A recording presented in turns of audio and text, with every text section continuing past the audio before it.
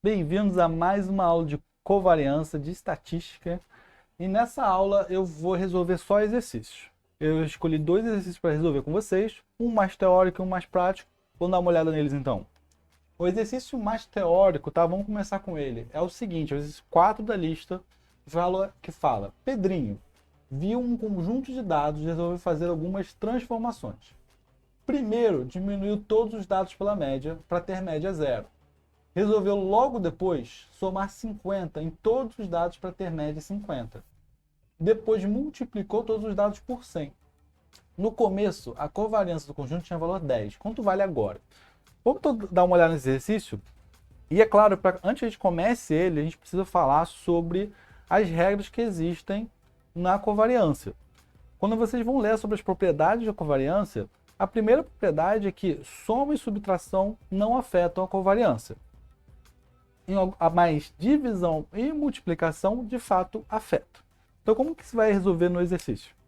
Vamos imaginar assim: a gente tem aqui um conjunto de dados que tem covariância 10, tá? Esse aqui é o nosso conjunto de dados.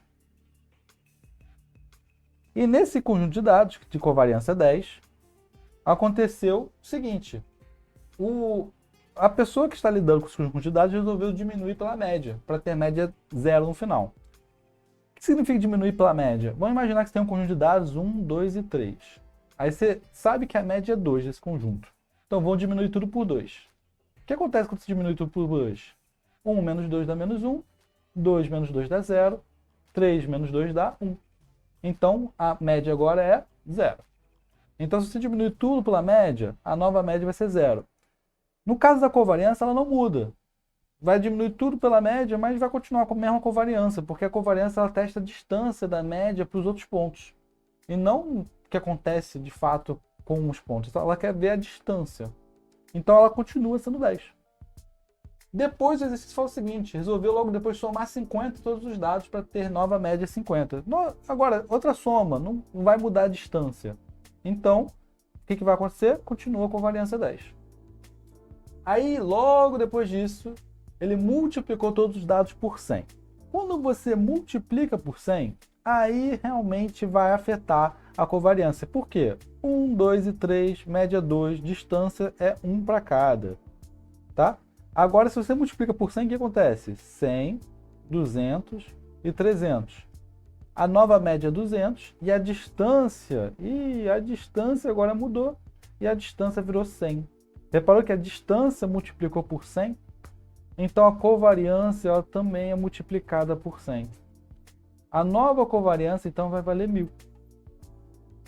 Então, gente, esse exercício mostra como que é importante vocês entenderem um pouquinho de propriedade de covariância para não se enrolar e mesmo quando alguém faz transformações no seu conjunto de dados, você entender que algumas coisas não vão mudar e outras podem mudar, depende da transformação que ele está fazendo. Eu separei mais um exercício para vocês, o exercício 3. Esse exercício aqui é o seguinte: calcule a covariância do seguinte conjunto de dados. E ele te dá os conjuntos de dados. Esse exercício aqui é bem direto ao ponto, né? Ele só quer que você calcule. O x aqui tem 9, 8, 5, 6 e 4. E o y tem 2, 3, 3, 3 e 2.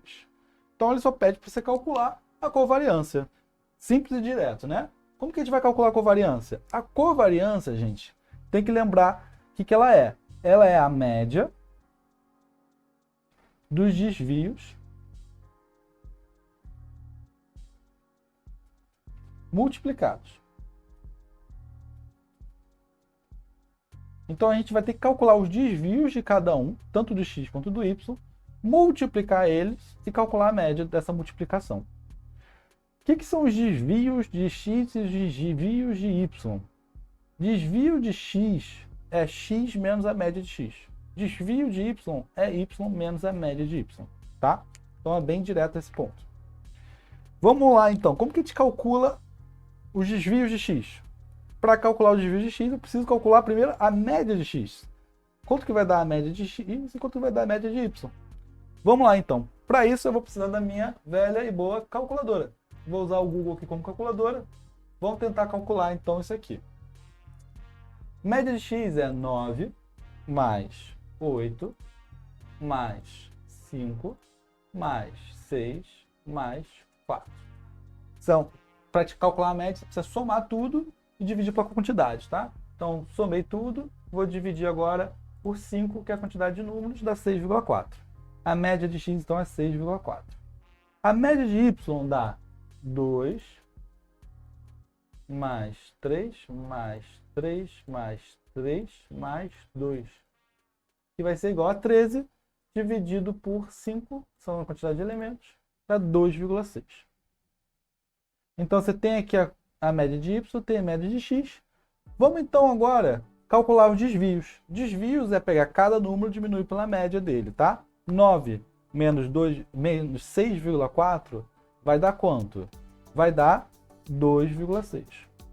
8 menos 6,4 dá 1,6. 5 menos 6,4 dá menos 1,4. 6 menos 6,4 dá menos 0,4. 4 menos 6,4 dá menos 2,4. Então você calculou aqui os desvios de x. É só pegar cada número menos a média. Desvios de y, mesma coisa. 2 menos 2,6 dá menos 0,6. 3 menos 2,6 dá 0,4. 0,4 de novo, 0,4 de novo, que é o mesmo número. E 2 menos 2,6, mesmo número lá, menos 0,6. Agora vamos para o cálculo da covariância. O cálculo da covariância é média dos desvios multiplicados. Esses são os desvios, vão multiplicar eles. Então, como que a gente multiplica os desvios? Esse vezes esse, esse vezes esse vezes esse, por aí vai. Então vamos lá. 2,6 vezes 2,6 vezes 2,6 vezes 0,6. Isso vai dar 1,56. Eu prefiro que vocês sempre façam as contas sem botar um negativo e positivo na calculadora. Põe o negativo após o cálculo, tá? Senão vocês vão acabar se confundindo e pode acabar também bugando a calculadora, dependendo de onde você põe o menos. Positivo por negativo dá negativo. 1,6 vezes 0,4. Vamos fazer o cálculo aqui. 1,6 vezes 0,4. Dá 0,64. Positivo com positivo dá positivo. 1,4 vezes 0,4.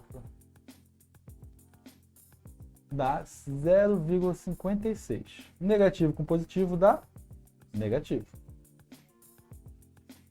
Agora vamos para esse aqui. 0,4 vezes 0,4. 0,16. Negativo com positivo dá negativo. E agora vamos para o último aqui. 2,4 vezes 0,6. 1,44. Menos com menos dá mais. Então, assim, a gente tem alguns números negativos e temos alguns números positivos. Por que a média é importante no cálculo? O seguinte, gente, a gente tem que usar a média porque você percebe que alguns conjuntos de dados seus estão puxando para o negativo, outros estão puxando para o positivo. Então, a gente usa a média justamente porque a média é um bom termo para saber. Ele puxa mais para o negativo ou puxa mais para o positivo? Nesse caso aqui, fica até mais complicado, né? Porque tem 3 números puxando para o negativo e tem 2 números puxando para o positivo. Então, assim, tá no meio termo, né? Então, a melhor forma de calcular para saber se é mais negativo ou mais positivo é pegar a média e a gente vai ver se dá negativo ou se dá positivo. Então, vamos somar isso aqui para calcular a média? Vamos lá. Vamos fazer lá de cima, dá menos 1,56 mais 0,64 menos 0,56 menos 0,16 mais 1,44. Vai dar então no final menos 0,2. Então o seu conjunto de dados tende mais para o negativo. Isso significa que essas duas variáveis se atrapalham. Em outras palavras, se você quer ter menos de x, é só você ter mais de y, que aí y vai atrapalhar x. É a mesma coisa, tem infestação de barata. Isso aqui seria o detetizante. Então você tem um tá atrapalhando o outro.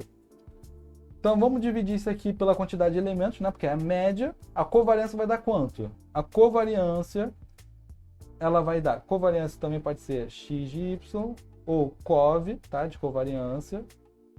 Isso vai ser igual a 0,2 dividido por 5, que dá menos 0,4.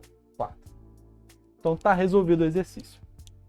Senhores, espero que eu tenha ajudado vocês a fazer os exercícios. E até a próxima aula.